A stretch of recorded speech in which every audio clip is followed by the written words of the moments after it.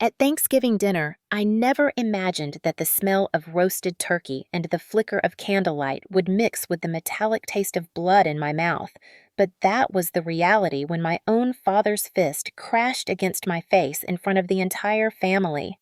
My name is Margaret Collins. I am 42 years old, and I had spent weeks preparing for what I thought would be a chance at fragile peace. A rare moment where maybe, just maybe, we could sit together without tearing each other apart.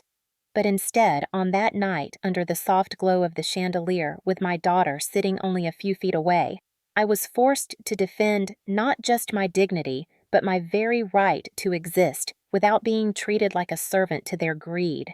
When I refused to sell the one thing I had left the house, I had protected for decades, my father's eyes burned with rage, his voice slicing through the laughter like a blade, and before I could even take a breath, he struck me so hard that the room spun. My nose cracked and warm blood streamed down onto the white tablecloth. Gasps filled the air. Glasses clattered and my daughter screamed, but no one moved to help me. My name is Margaret Collins, and for most of my 42 years, I had been told that my place in this family was somewhere between invisible caretaker and financial safety net.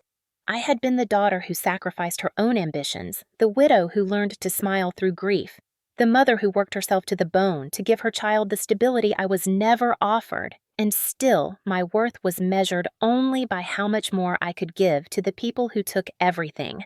My father, Richard Collins, now 68, had once been a successful businessman who believed discipline was synonymous with cruelty. He had run both his company and our home with the same philosophy. His word was law. His control was absolute, and respect meant unquestioning obedience. I had grown up watching him belittle my mother Evelyn until her voice shrank to a whisper, until the only words she dared repeat were his wrapped in soft tones of justification. When he struck me on Thanksgiving, her first reaction was not shock or horror. It was to say that I must have misunderstood that his anger came from love, that I should not provoke him.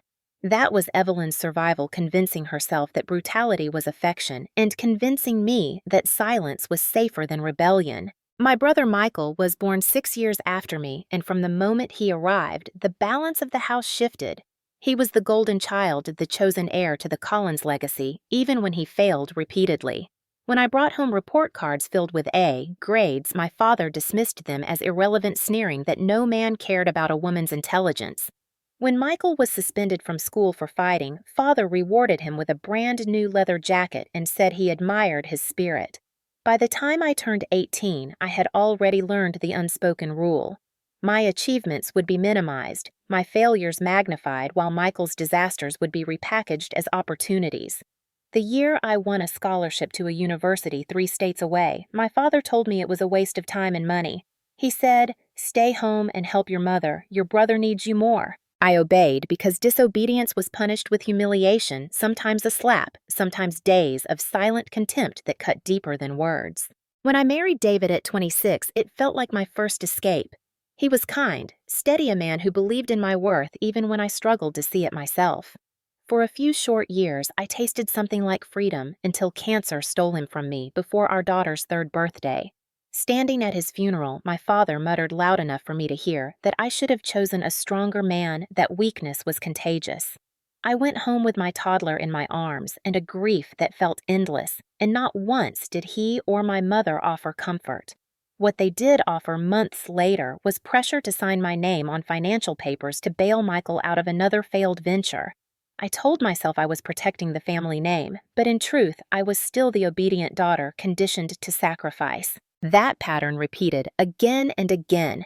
Michael's gambling debts, Michael's reckless investments, Michael's constant pleas for help, and each time I gave more of myself, more of my savings, more of my hope that one day they would finally see me as worthy. The house became my anchor. It was the old Collins property, a sprawling brick structure with peeling shutters and creaking stairs, the same house where I had endured countless humiliations. Yet it was also the place where I had poured sweat and money to keep it from collapsing, the place where my daughter learned to ride her bike in the cracked driveway, the place where I planted roses each spring, as if beauty could overwrite pain. When my father began to suggest selling it, I knew what he meant. Not that we as a family needed change, but that Michael needed more money, more chances to fail again. The house was the only piece of stability I had left, the only thing that truly belonged to me. I refused quietly at first, then louder as his demands grew sharper. He called me selfish. Michael called me bitter. My mother said I was overreacting. And still I held on because losing that house would mean erasing the last proof that I had survived them. By the time Thanksgiving arrived that year, the pressure had built to a breaking point.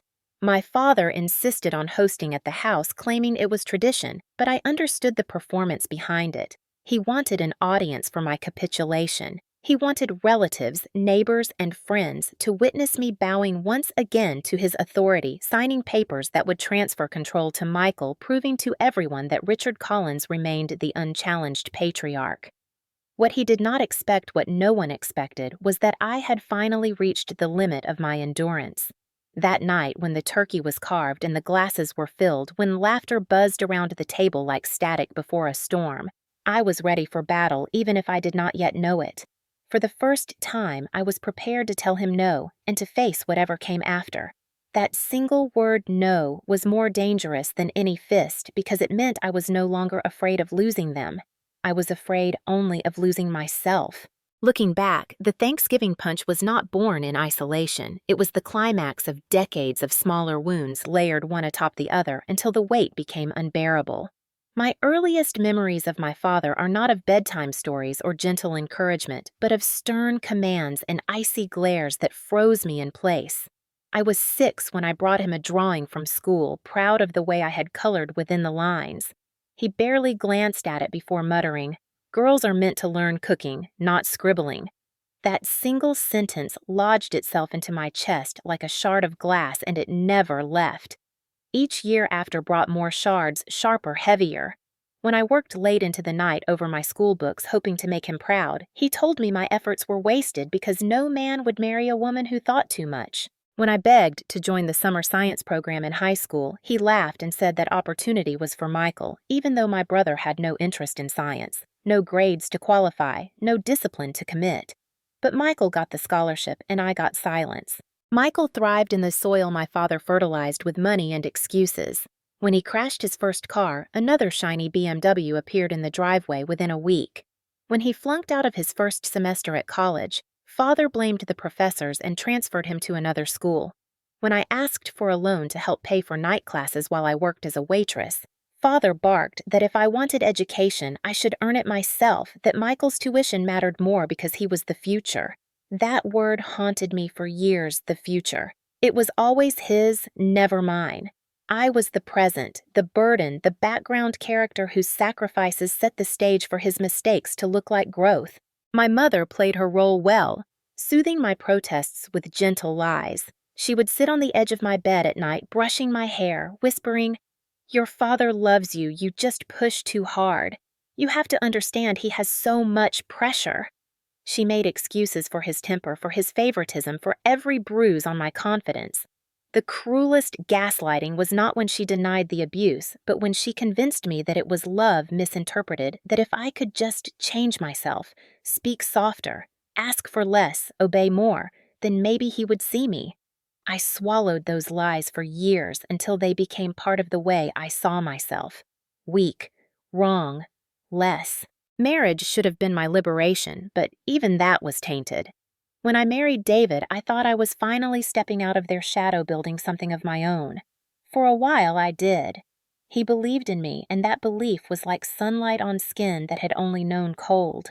But when he died, I became vulnerable again, and my father wasted no time reclaiming control. Within months, he pressured me to sign on a business loan for Michael. I remember holding the pen, my hands trembling. My mother standing behind me saying, "Just sign, it will keep peace, it will help your brother." I signed, and when the business collapsed, the debt clung to my name like chains.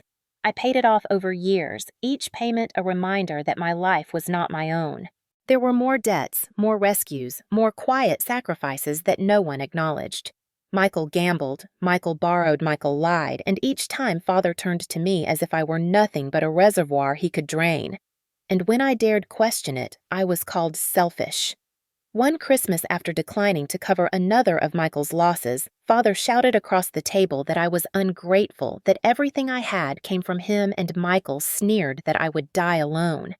My mother cried not for me, but for them, begging me to apologize. I remember leaving that night with my daughter asleep in the back seat, whispering to myself that one day it had to stop, though I had no idea when or how. The house became the battlefield long before Thanksgiving. It was the one thing I refused to yield. I had spent years patching its roof, repainting its walls, mowing its lawn, not because my father ordered me to, but because it was mine in every way that mattered. I had invested sweat and memory into its bricks. Michael never lifted a finger, yet he and Father talked as though selling it was inevitable, as though I were merely occupying space that belonged to them.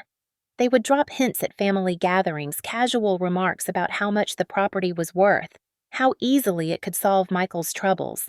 I stayed silent, tightening my grip in the shadows, waiting for the day when silence would no longer protect me. By the time Thanksgiving arrived, I was already carrying years of resentment like dry tinder, and all it needed was a spark. My father had made it clear that evening would be about family unity, which in his dictionary meant my submission. The table was set not for a meal, but for a spectacle. He wanted witnesses. He wanted me cornered. He wanted the satisfaction of watching me give in. I could feel it in every carefully polished wine glass, every smug look Michael threw across the room, every patronizing smile my mother offered, as if she still believed obedience could save me. I felt the storm coming, and for the first time, I was not afraid. I was furious. I was ready. And that fury was a dangerous new language in a house that had silenced me for decades. The night of Thanksgiving was supposed to be a celebration, at least on the surface.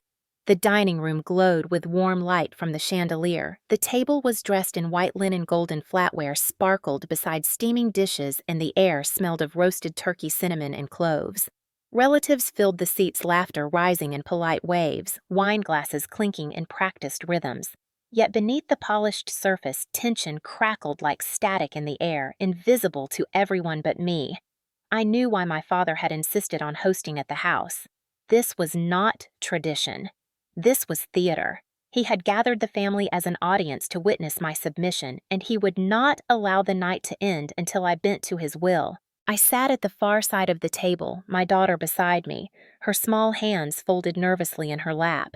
Across from us, my brother Michael leaned back in his chair, smug as ever, twirling a fork between his fingers, as though he already knew how the evening would unfold.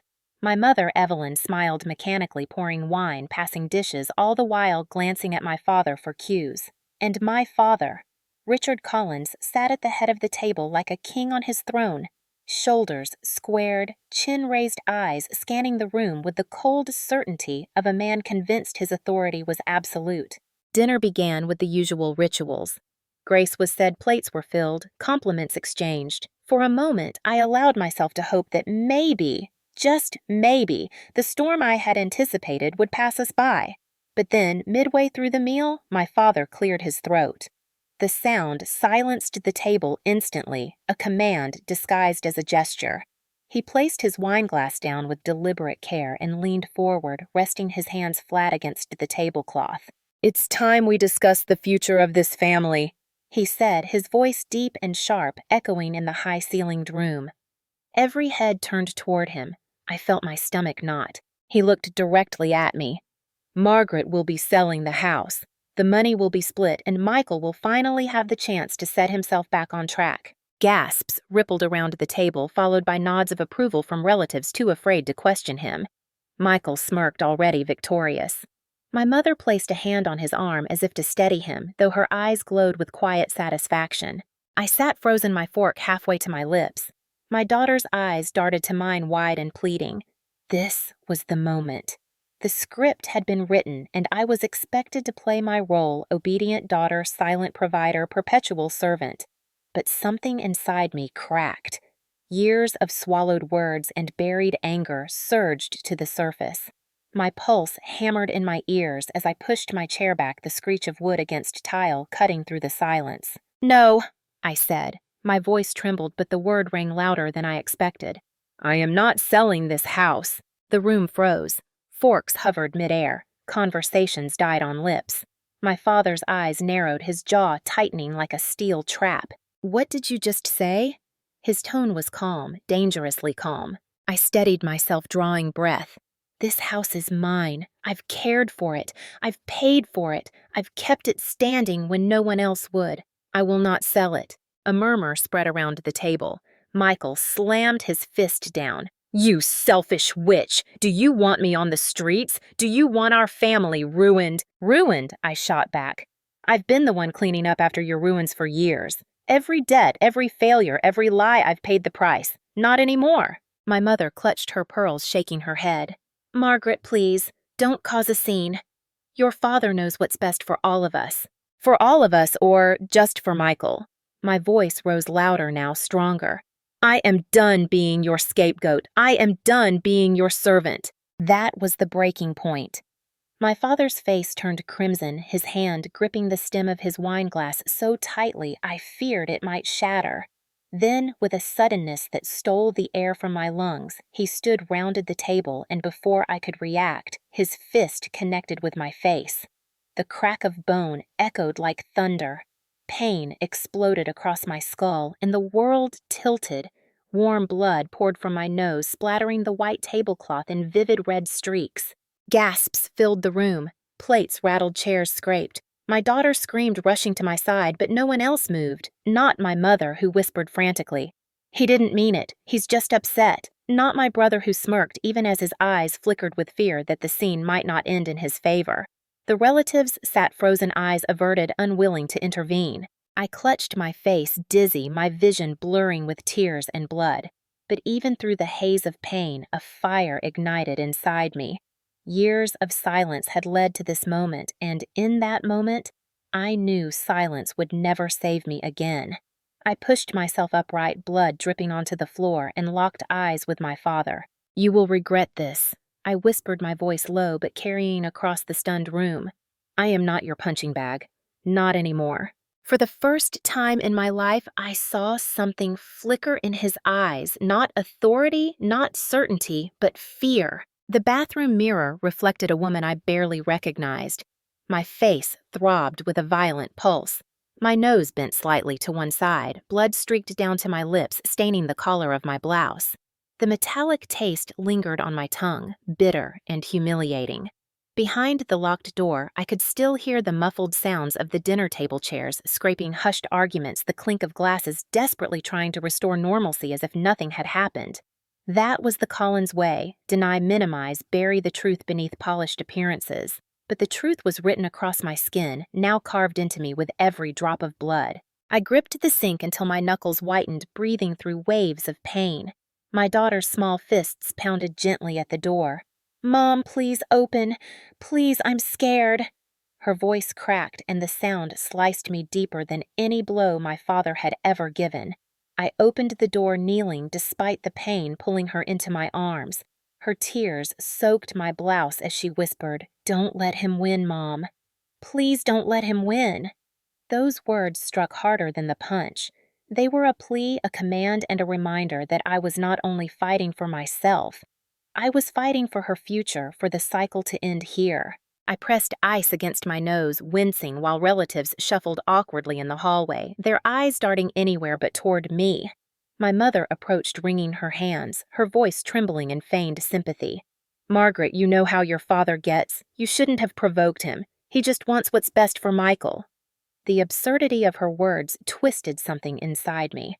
I pulled the ice away, blood dripping anew, and stared at her. What's best for Michael? What about what's best for me, for my daughter, for once in your life? "Mother, do you even care?" She recoiled, shocked, but said nothing. Her silence was its own answer. Back at the table, my father sat as though nothing had occurred. His glass refilled his plate, untouched, his posture regal. Michael smirked, whispering to an aunt who nodded along obediently. The performance was back in motion, the script resumed. But I had torn my role apart. I felt the power of that rupture buzzing through me even as my face throbbed. I realized then that this was no longer about a house or money. This was about control.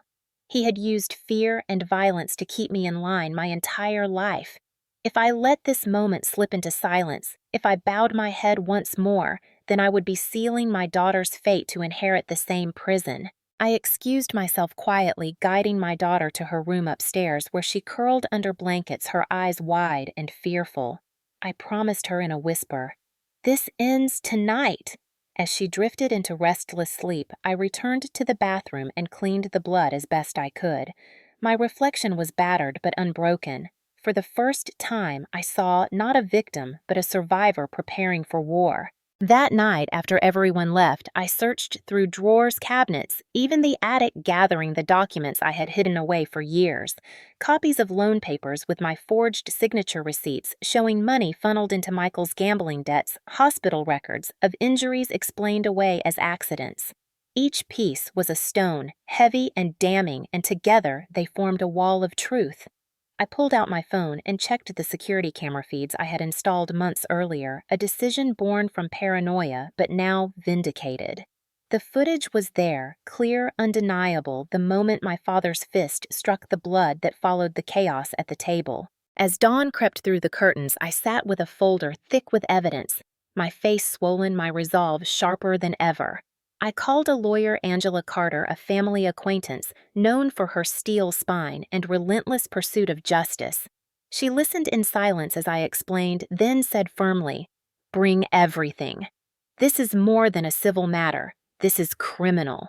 The next hours blurred with movement, gathering evidence, drafting statements, making copies. Each action was a reclamation of power. The fear that had chained me for decades loosened with every paper I stacked, every file I saved. For the first time, I felt in control. By the afternoon, word had already spread among relatives. My phone buzzed with messages dripping with false concern. "You should let it go. Don't ruin the family's reputation. Think of your father's age." Their attempts at manipulation only steeled my resolve. For years, I had thought silence was love, endurance was loyalty. Now I saw the truth. Silence was complicity, endurance was surrender. I would not surrender again. My daughter sat beside me on the couch, her hand gripping mine. "Are we safe, Mom?" she asked softly. I kissed her forehead, tasting salt from her tears. "We will be, I promise, because this time I'm fighting back and I won't stop until he can never hurt us again." The decision had been made.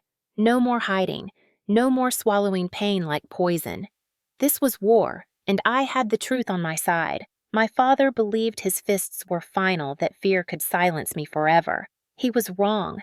The bruises on my face would fade, but the fire in my chest had only just begun to burn. The folder in my lap felt heavier than bricks, yet it carried the strange weight of liberation. For decades, my father's control had been invisible chains, but now I held the keys. Evidence was power, and for the first time, that power was mine. Angela Carter, the lawyer I trusted, sat across from me at her polished oak desk, flipping through page after page of documents I had collected. Her eyes narrowed as she scanned signatures, receipts, and bank statements. When she reached the footage from the security camera, she paused, replaying the moment of impact. My father's fist, my head snapping back, the red bloom on white linen, it was all there in brutal clarity. Angela leaned back, her expression steeled.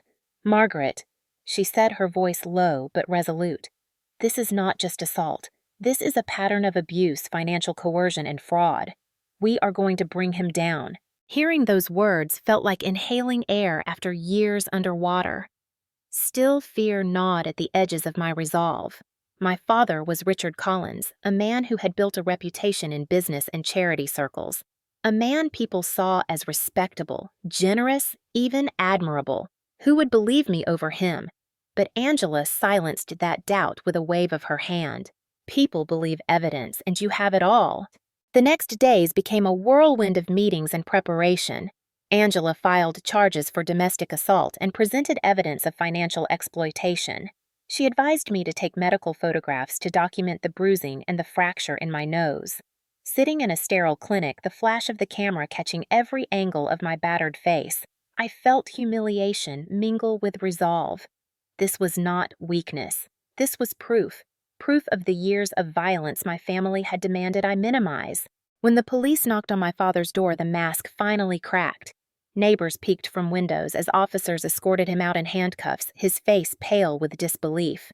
Michael shouted from the porch, calling me a liar, a traitor, screaming that I was destroying the family. My mother clutched her robe, sobbing that I had gone too far, that family matters should stay inside the house. But the house was no longer their fortress. It was my battleground, and I had won the first strike. The story should have ended there, but fate had other plans. The footage leaked not from me, but from someone in the family who had forwarded it in whispers and gossip. Within hours, it spread across social media. Hashtags trended: to Thanksgiving, punch, #justice for Margaret. Strangers commented with outrage, calling my father a monster demanding accountability. For once, I was not alone.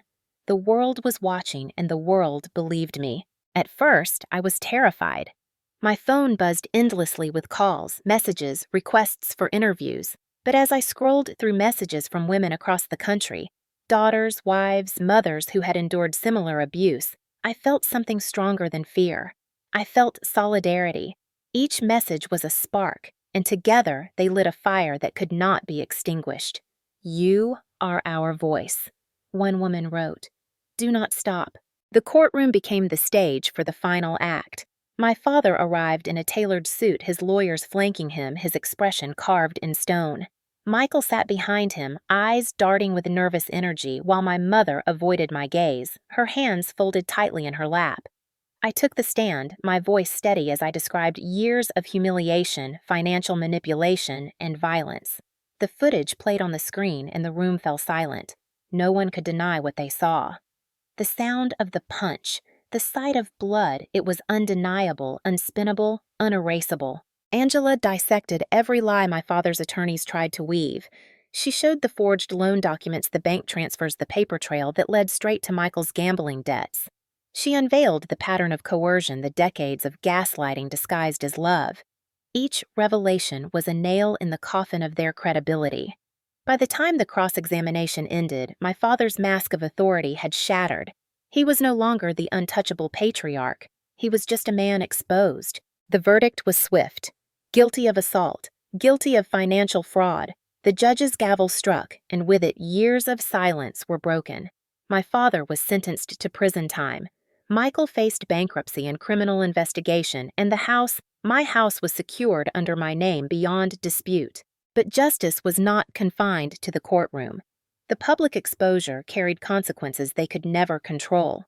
Business partners severed ties, charities withdrew honors, friends distanced themselves. The Collins name, once a symbol of respect, became synonymous with disgrace. And for the first time, I felt no shame in bearing it, because I was the one who had stripped away its false shine to reveal the rot beneath. The night after the verdict, I stood on the porch of the house, the November air sharp against my skin. My daughter stood beside me, her small hand warm in mine.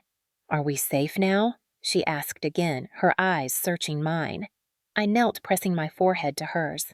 "Yes," I whispered, tears stinging my eyes. "We are safe, and we are free." As we stepped inside, I glanced at the dining room, the table where it had all unraveled. The blood-stained cloth was gone, replaced by a clean white runner, fresh flowers in a vase. The ghosts of that night lingered, but they no longer haunted me. They reminded me. They empowered me, because I had turned their violence into justice, their gaslighting into truth, their control into ashes. The aftermath of the trial rippled outward like shockwaves from an earthquake, shattering everything my father had built and exposing the fragile foundation beneath. In the weeks that followed the verdict, the Collins name, once whispered with respect in country clubs and boardrooms, became a byword for disgrace. Newspapers printed my father's mugshot, his scowl frozen beneath a headline that read, "Businessman convicted of assaulting daughter at Thanksgiving dinner." Local television replayed the footage again and again, the sickening crack of his fist broadcast into living rooms across the state. For decades, he had lived by control and intimidation. But now he was reduced to a cautionary tale, a symbol of everything men like him believed they could get away with until they were dragged into the light. Michael fared no better. Investigators uncovered the depths of his gambling debts, the fraudulent accounts my father had propped up to keep him afloat, the endless spiral of failed investments hidden behind false promises. Creditors swarmed lawsuits stacked higher than he could pay, and within months, he declared bankruptcy. The smug confidence he once wore like armor disintegrated in public, replaced by desperate pleas for sympathy that no one believed. Former friends abandoned him.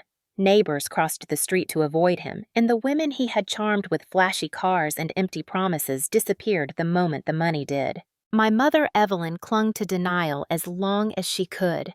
At first, she repeated her old mantra, "Your father loves you, he just made a mistake." But the words rang hollow in the face of prison bars and public disgrace. When reporters hounded her on the courthouse steps, asking how she could defend a man caught on video striking his daughter, she broke down muttering incoherent defenses before retreating inside. Eventually, even she could no longer ignore reality. She withdrew into the house she now shared with Michael, curtains-drawn phone lines disconnected her once carefully managed reputation, crumbling into silence. For me, the fallout was different. Where they faced ruin, I found freedom. The house was finally mine, protected by the court and untouchable by their demands. I walked through its halls with a new sense of ownership, each repaired wall and polished floorboard no longer reminders of servitude, but of survival. The roses I planted in the garden bloomed brighter that spring, as if celebrating with me. My daughter and I filled the rooms with laughter, something the house had not heard in years. It no longer felt like a prison. It felt like a sanctuary. Yet freedom came with challenges. Reporters camped outside for weeks, eager for quotes or photographs. Strangers wrote me letters, some supportive, others venomous, accusing me of betraying my family. Social media was a storm of voices, and while many applauded my courage, others demanded I should have kept quiet, should have endured. But I no longer feared their judgment. I had survived worse than words. I answered the supportive ones, ignored the cruel, and kept moving forward. What surprised me most was the way the community responded. Women I had known only in passing came forward sharing their own stories of abuse, gaslighting, control. They stopped me in grocery stores, whispered their thanks at church, wrote emails confessing that my stand had given them courage. For the first time, I understood the power of speaking out not just for myself, but for others trapped in silence. My father had used fear as his weapon, but by refusing to stay quiet, I had disarmed him completely. The practical consequences for my father were severe.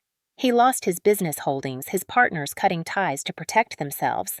His assets were seized to cover legal fees and restitution. The charities that once praised his generosity stripped his name from their plaques. In prison, he was just another inmate, stripped of the authority he had wielded like a sword. Michael visited him once, emerging pale and shaken, muttering that father was not the same behind bars. I did not visit. Neither did my daughter. We owed him nothing, not even pity. As for Michael, his collapse was spectacular. Without money or reputation, he spiraled into obscurity. Last I heard, he was working odd jobs, living in a rented apartment, still insisting that his failures were my fault. But his words no longer had power. They were the bitter ramblings of a man who had built his life on lies and watched it burn. My mother, ever loyal to the fantasy of family unity, lived with him still, her world reduced to a dim shadow of the grandeur she once clung to. Thanksgiving came again the following year. This time, the table was smaller, set for me, my daughter, and a handful of friends who had become like family. The food was simple, the laughter genuine. When my daughter raised her glass and said, "To freedom," tears filled my eyes. The ghosts of the past lingered, but they no longer haunted me.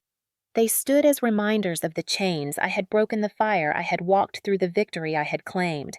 The fallout had destroyed them, but it had rebuilt me. And in that rebuilding, I discovered the truest revenge was not just justice served, not just reputations ruined, but the peace that comes when you are finally free to live without fear. The silence of the house no longer frightened me. For years, its walls had echoed with arguments with the sharp edge of my father's commands and the suffocating whispers of my mother's excuses. But now, when I walked through its rooms, I heard only the sound of my daughter's laughter, the hum of music drifting from the radio, the gentle creak of floorboards under footsteps that were finally free. The house was no longer a battlefield. It was home, and it belonged to us. Healing was not immediate. Some mornings I woke with phantom pain in my nose, flashes of memory replaying the strike, the blood, the gasps of relatives frozen in cowardice. Nightmares still came dragging me back to years of silence and obedience. But each day I faced them, I grew stronger. Therapy helped, writing helped, planting roses helped, but nothing healed me more than watching my daughter step into her own life without fear. She walked taller, laughed louder, studied harder. She no longer looked at me with worry in her eyes, but with pride. One evening she told me, "You saved us, Mom." I realized then that every sacrifice, every bruise, every sleepless night had led us here, to freedom. I rebuilt my world piece by piece. I invited friends who had stood by me to share holidays. Our Thanksgiving table, once a stage for humiliation, became a place of genuine joy. We ate, we laughed, we told stories, and no one raised a hand in violence or a voice in cruelty. The contrast was staggering, and in those moments I understood what family truly meant.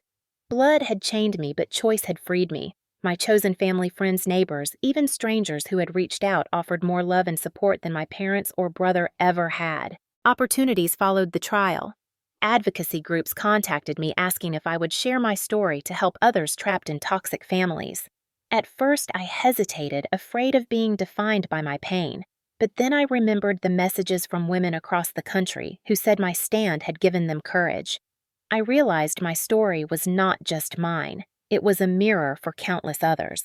I began speaking at community centers, recording interviews, writing articles. Each time I told the truth, the shame I had carried for years lost its grip. The more I spoke, the lighter I felt.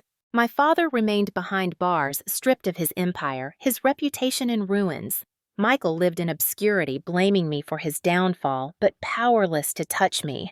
My mother never reached out again, and for the first time I felt no need to chase her approval.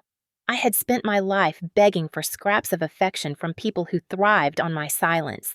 Now I gave myself what they never had: dignity, love, respect. The ultimate revenge was not their collapse, but my survival.